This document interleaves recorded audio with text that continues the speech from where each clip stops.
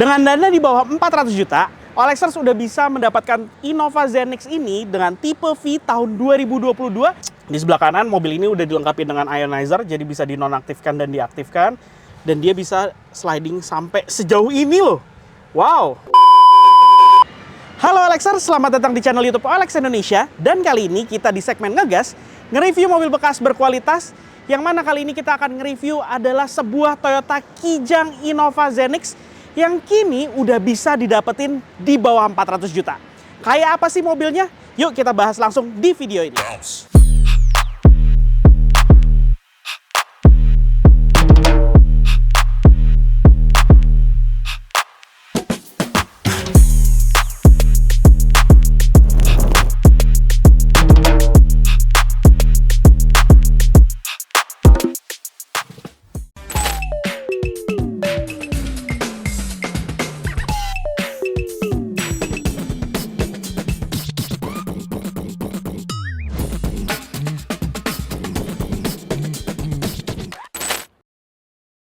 Innova Zenix viral lagi nih karena dipakai oleh Paus Fransiskus selama kunjungannya di Indonesia.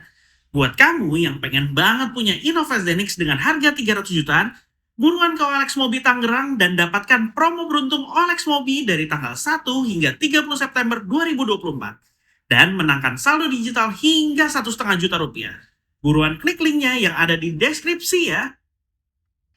Dengan dana di bawah 400 juta, OLXers sudah bisa mendapatkan Innova Zenix ini dengan tipe V tahun 2022 yang kebetulan ini adalah unit yang ada di OLX Mobi ITC BSD. Nah, di samping kita ini adalah tipe V yang mana punya penampilan yang sebenarnya masih kelihatan oke ya. Karena tipe V sendiri memang terlihat lebih sederhana. Di bagian tampilan depannya, dia memang belum dilengkapin sama DRL. Tapi untuk headlampnya, dia sudah dilengkapi dengan multi reflektor LED yang penampilannya membuat tetap kelihatan futuristik. Di bagian bawah, dia memang belum dilengkapi dengan fog lights, jadi memang hal tersebut membuat terlihat polos.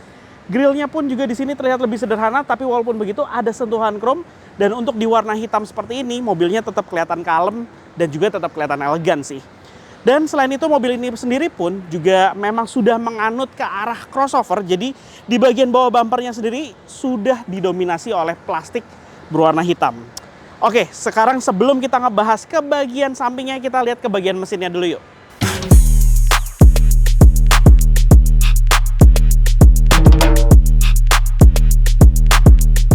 Oke, di bagian mesinnya langsung kelihatan nih ya, emang Toyota Kijang Innova kini sudah tidak berkonfigurasi rear wheel drive. Karena sekarang mesinnya ini melintang seperti ini, yang hasil kini mobilnya berkonfigurasi front wheel drive. Untuk mesinnya sendiri tetap menggunakan mesin berkapasitas 2000 cc 4 silinder, tapi ini adalah mesin yang baru dan tenaganya jauh berbeda dibandingkan dengan generasi sebelumnya. Karena mesin 2000 cc-nya ini kini menghasilkan tenaga 174 PS dengan torsi 205 Nm. Tenaga yang besar ya. Kemudian di bagian ruang mesin sendiri sayangnya di tipe V ini juga kelihatannya kabel berseliweran, jadi dia tidak dilengkapi dengan cover di bagian atasnya. Jadi kelihatan seperti berantakan ya sebenarnya. Udah gitu uniknya mobil ini juga walaupun kelihatannya di bagian depannya ini besar, punya postur yang tinggi ke atas, tapi ternyata untuk bagian ruang mesinnya dia posisinya mesinnya agak di bawah. Tapi nggak perlu khawatir karena air intake-nya posisinya tetap tinggi di bagian sisi atasnya.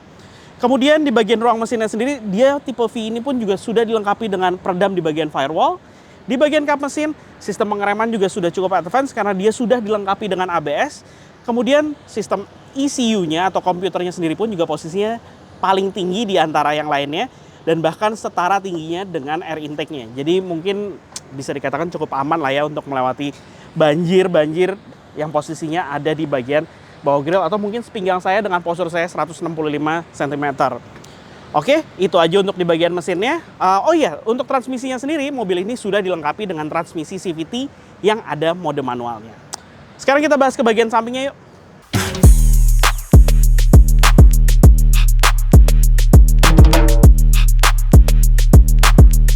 Oke, untuk di bagian samping Toyota Kijang Innova Zenix tipe V ini dia sudah dilengkapi dengan sistem keyless entry yang mana anak kuncinya khas nih dengan produk Toyota lainnya nih ya, kayak gini. Oke, tinggal kita kantongin aja. Untuk sistem pengunciannya juga modelnya dia tidak dilengkapi dengan tombol, tapi dengan modelnya sentuhan aja di bagian handle pintunya. Dan untuk membukanya, tinggal kita tarik seperti ini. Secara otomatis pun kaca spion bisa melipat dan juga terbuka. Tapi hal tersebut bisa diatur dari bagian dalam kabin karena ada fitur autonya untuk pelipatan kaca spionnya.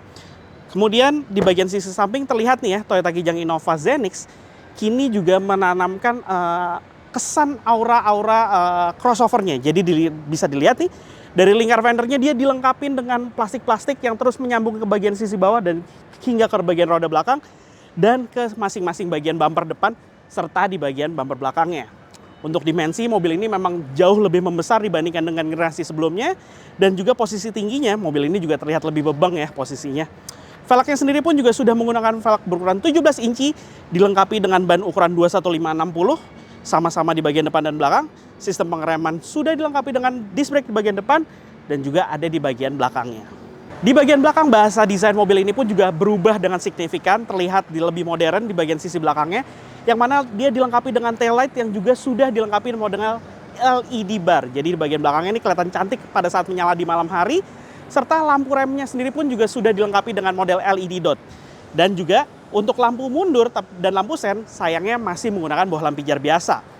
Dan untuk di bagian belakang sendiri sudah terlihat di sini dia dilengkapi dengan 4 titik sensor parkir di bagian depan, di bagian belakang dan juga di bagian depan juga ada sensor parkirnya. Serta mobil ini juga dilengkapi dengan kamera mundur, ada wiper kaca belakangnya lengkap dengan defogger, serta rear spoilernya sendiri desainnya unik di sini dan juga sudah dilengkapi dengan rem ketiga di bagian atas dengan modelnya clear seperti ini. Kelihatan ya kesan modernnya. Oke, selain itu di bagian belakang juga didominasi dengan plastik berwarna hitam yang khas sekali, ciri khas ala-ala crossovernya. Kita buka bagasinya. Kapasitas bagasi ya standar mobil dengan 3 baris jok seperti ini. Dia tidak terlalu besar tapi sudah cukup, dan juga di bagian bawahnya ada tempat penyimpanannya lagi nih. Modelnya lantainya agak lebih turun ke bawah, sisi bawahnya. Pelipatan jok baris ketiga juga tergolong mudah karena dia modelnya hanya tinggal digeletakkan seperti ini. Pada saat jok baris ketiganya sudah terlipat, dia menjadi rata dengan lantai bagasinya nih. Jadi kelihatan ya, modelnya udah nggak kayak dulu lagi yang modelnya dilipat ke bagian sisi dindingnya, tapi dia menjadi rata dengan lantai bagasinya. Begitu juga di bagian sisi kirinya ini juga sama, tapi saya harus memajukan jok bagian depannya.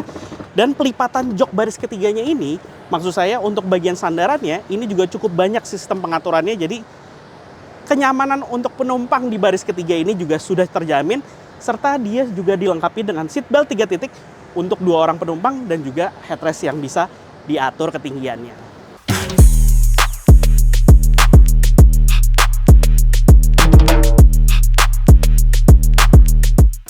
Oke, kita masuk ke bagian dalam kabinnya. Dia sudah dilengkapi dengan engine start stop button, jadi starter gampang, tinggal injek rem, pencet tombolnya. Kemudian memang untuk tipe V ini, dia tidak dilengkapi, maksud saya tipe V bensin ya, bukan yang hybrid.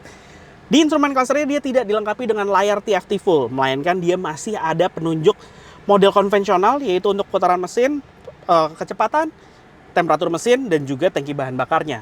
Semuanya masih analog. Tapi di bagian tengahnya, untuk MID-nya ini dia sudah dilengkapi dengan layar TFT berwarna, yang mana bagus penampilannya, dan juga dia menampilkan banyak sekali informasi di sini. Lingkar kemudi dia sudah berlapis kulit, kemudian tombol-tombol di bagian sebelah kiri ini adalah tombol-tombol untuk pengaturan dari MID dan juga untuk sistem infotainment-nya. Dan di sebelah kanan ini adalah tombol yang sebenarnya banyak polosnya nih, bukan tombol-tombol yang aktif, tapi di bawahnya adalah tombol untuk mode dan juga pemindahan track juga nih ya, untuk di bagian sistem infotainment-nya. Di sebelah kanan mobil ini udah dilengkapi dengan ionizer, jadi bisa dinonaktifkan dan diaktifkan. Ada security dan pengaturan ketinggian lampu. Untuk power window-nya sudah all auto, keempat kacanya, dan juga di sini adalah pengaturan kaca spion juga menjadi satu bagian panel serta door lock-nya. Di bagian tengah ini dashboard-nya desainnya keren ya sebenarnya. Modelnya head unit-nya di bagian atas dengan layar yang terkesan besar nih karena warna black piano di bagian sisi pinggirnya. Jadi kelihatannya oke banget. Kemudian panel AC full digital pengaturannya. Untuk bagian kabin belakang juga bisa diatur di sini, walaupun juga bisa diatur secara terpisah dari bagian belakang. Sudah ada fitur all auto, autonya maksud saya. Tuas transmisi CVT-nya, mode manualnya tinggal digeser ke kanan, maju mundur. Tapi dia tidak ada pedal shift di sini. Kemudian setirnya pun dia juga sudah tilt steering dan teleskopik ya. Nah, pengaturan lampu juga untuk lampunya sendiri sudah full auto, jadinya nggak ada bisa dimatikan. Kemudian wiper belakang juga diatur melalui tuas di sini. Dan di bagian sini nih, dia udah dilengkapi dengan electric parking brake, ada brake hold-nya, ada eco mode, jadi ada dua mode berkendara, eco mode dan normal mode, dan juga tombol untuk menonaktifkan traction control. Mobil ini sudah dilengkapi dengan fitur tersebut. Kemudian di sini ada slot USB-C untuk charger ya, ada dua, enak banget posisinya. Di sini ada soket juga 12 volt, lengkap dengan tempat penyimpanan, dan dia di malam hari ada ambient light berwarna biru yang sama seperti nanti saya jelaskan di bagian belakang. Airbag di bagian depan juga ada di bagian lingkar kemudi dan juga sisi dashboard kiri, tempat penyimpanan, cup holder di tengah, armrest dengan ukuran cukup besar, bisa menjadi tempat penyimpanan, dan sebenarnya joknya sendiri pun ini udah di-upgrade sama pemilik sebelumnya menjadi berlapis kulit. Tapi untuk warnanya nih kombinasinya sama persis dengan tipe V yang seharusnya dia berbahan fabric halus.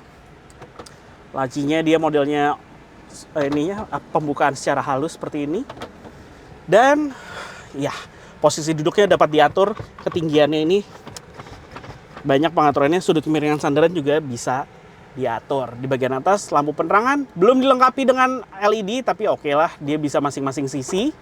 Kemudian di sini juga ada vanity mirror di bagian driver side, lengkap dengan cermin dan lampunya. Begitu juga di bagian kirinya. Oke, kita lihat ke belakang. Oke, di tipe V sendiri pun dia di bagian belakang sudah dilengkapi dengan RSE. Kerennya namanya Rear Seat Entertainment. Jadi dia dilengkapi dengan layar di sini yang mana sebenarnya dapat diatur dari bagian sistem infotainment di bagian depan.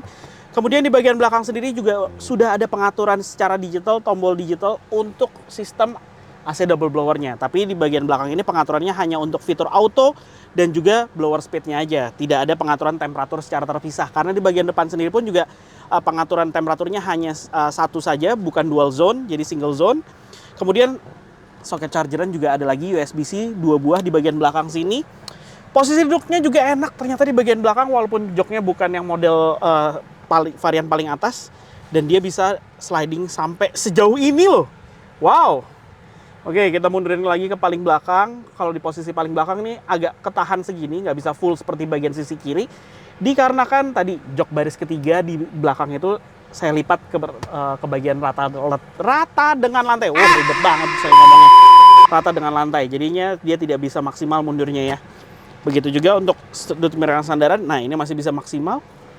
Enak di bagian belakangnya. Kalau di bagian posisi terbelakang seperti ini, legroomnya jauh. Dan ini adalah posisi pengemudi saya dengan postur saya 165 cm, bisa dilihat sini. Headroomnya juga. Dan di bagian belakang ini dia dilengkapi dengan ambient light yang menempel di bagian plafonnya. Door trim kualitasnya nyaris sama seperti di bagian depan. Jadi sama-sama material plastik di bagian sisi atas, baru di bagian sisi bawahnya ini material yang soft touch-nya. Kemudian door pocket juga sama-sama ukurannya besar seperti di bagian depan. Dan karena mobil ini sudah berkonfigurasi front wheel drive, jadi lantai di bagian tengahnya ini rata. Tidak ada tonjolan sama sekali, dan ini membuat nyaman untuk 3 orang penumpang dewasa di bagian belakang. Karena selain itu dia juga dilengkapi dengan 3 buah headrest, ada seat belt 3 titik untuk 3 orang penumpang. Tapi walaupun begitu di bagian tengah tetap disediakan armrest, tapi sayang ini ya model armrestnya nggak nahan. Jadi dia jatuh kayak gini, dan di sini tersedia dengan 2 buah cup holder. Oke, untuk akses ke baris ketiganya sekarang juga berbeda dengan generasi sebelumnya yang modelnya melipat dengan one touch tumble. Tapi kalau ini modelnya dia full sliding kayak gini. Nah, jadi masuknya seperti ini deh. Oke, ini adalah posisinya. Sekarang saya tutup dulu pintunya. Kita tarik ini. Oke. Bisa dibilang sekarang ini adalah di posisi slider baris keduanya ini setengah, antara 50-50%. Jadi saya mendapatkan legroom yang sangat lega di bagian belakang. Kemudian di bagian depan juga masih decent ya legroomnya untuk penumpang di baris kedua. Tapi kalau mau dimundurin lagi ini masih jauh, bisa banget untuk postur saya 165 cm. Ini rasanya memang di bagian belakang ini nyaris seperti full seat modelnya. Jadinya posisi duduknya nyaman di sini, dan sudut kemiringan sandaran ini yang seperti saya bilang tadi, ini bisa diatur. Dan ini adalah posisi paling rebahnya dengan posisi armrest, maksudnya headrest di bagian paling atas. Ini nyaman sekali di belakang. Oke, memang sebenarnya bisa diisi oleh 3 orang penumpang di bagian belakang, tapi untuk kenyamanan yang maksimal tetap 2 orang maksimal di bagian belakang. Kemudian di sini ada tempat penyimpanan juga masing-masing sisi, dan di sisi sebelah kiri ada soket 12 volt. Jadi di sini banyak banget soket untuk melakukan pengisian baterai dari smartphone atau gadget Anda. Jadi benar-benar nggak berebutan dengan penumpang yang ada di berbagai wilayah yang ada di dalam kabin Innova Zenix ini. Nah, itu dia Olexers review kita kali ini di segmen ngegas, yaitu Toyota Innova Zenix tipe V tahun 2022 berbahan bakar bensin, bukan yang hybrid, yang mana dijual dengan harga 392 juta yang Anda bisa negosiasikan secara langsung. Untuk kondisinya, mobil ini di bagian eksterior terlihat sangat standar, tidak ada modifikasi berat. Di bagian interior juga masih standar, hanya ada upgrade untuk di bagian joknya yang kini sudah dilengkapi dengan bahan jok kulit sintetis. Kemudian untuk odometernya saat ini baru menyentuh 21.000 km. Oke Olexers, terima kasih telah menonton video ini. Jangan lupa like videonya serta subscribe ke channel Olex Indonesia. Dan juga tulis di kolom komentar kalau ada mobil yang pengen Olexers yang mana lagi dicari-cari dan pengen kita review. Oh ya, untuk detail mobil ini bisa klik link yang ada di kolom deskripsi tentang mobil ini. Untuk detail secara langsung gimana sih kondisinya bisa dilihat dari link tersebut. Terima kasih telah menonton video ini. Dadah!